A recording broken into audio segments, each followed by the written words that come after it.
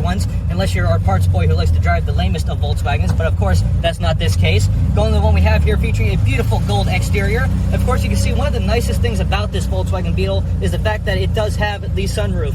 Of course, a lot of times back in the day, you'd like to see your high schoolers driving this car. Of course, everybody loved it. They would take it to the beach. Or if you were in the 70s, which this is, you'd be one of those hippies saying how much you love peace and not war. But of course, it does have its stock ability on the outside, having its single mirror on the driver's side, having the nice little beefy tires, which are very safe for the driving experience. As we move on to the inside, you can see it does have that nice manual shifter, as a lot of them were back in the day. And of course, the nicest thing about it is it does have the little gear indicator right there on the dash, having that fine little wood grain, having the simple cluster of just a gas gauge as well as a speedometer. It really wasn't much all you need, but of course it got you to point A to point B. Having the very nice style interior with the very nice, I'd like to say, brown and gold mixture there, really does pop at you when you look at it. Of course, a lot of people don't understand the true beauty of the Volkswagen Bug as we do here at Skyway Classics, but of course, even so, being a smaller vehicle, I fit in it just perfectly. My passenger fits very well in it, and as well as the back seat, you can fit 2 more people back there, and it wouldn't slant down like some kind of clown car. But of course, one of the nicest things about the Bug that a lot of people don't know is the fact that reverse,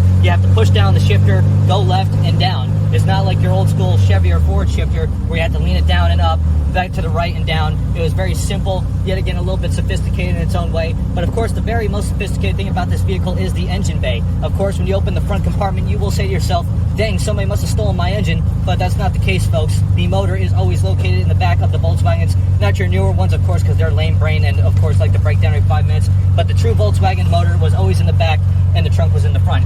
But of course, as for now, we have to get it turned around up on the lift, so if you have a moment, please stay tuned with us to see the underneath.